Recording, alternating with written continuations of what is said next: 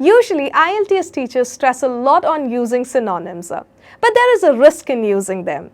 Hello everyone, I'm Steffi Anthony from IILT and today I'm here to tell you about the risk factors on using synonyms.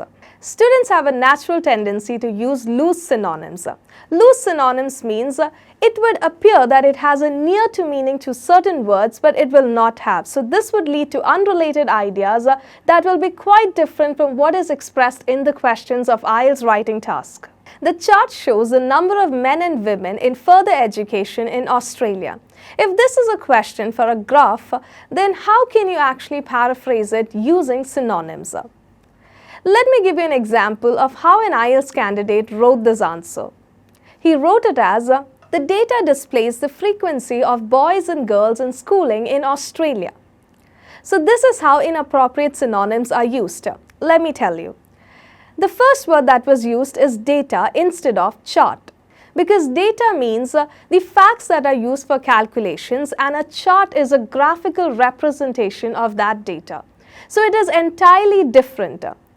Now, another word that was used is displayed instead of show. So it was show and displays, which means the same. But instead of number, which means a numerical figure, the word used by the candidate was frequency, which means a rate of something happening over a particular period of time recurrently. So it is an entirely inappropriate synonym using frequency for number. Now another words that were used here is boys and girls instead of men and women, which is an utter nonsensical thing to use. Because boys and girls and men and women, they belong to different categories or different age groups. They do not have a similar meaning. Instead of further education, the synonym used over here is schooling, which is wrong. So instead of further education, the candidate could have used synonyms such as tertiary education or higher level education, because schooling and further education have different meanings. Now let's paraphrase the same question using the appropriate synonym. So you can write the chart displays. So instead of chart, if you know what type of a graph it is, you can use it. So for example, if it was a bar graph, you can write the bar graph displays the number of males and females in tertiary education in Australia.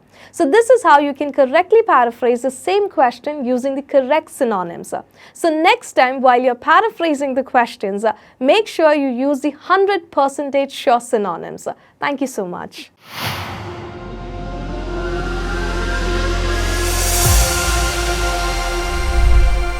IILT, it's my cup of tea.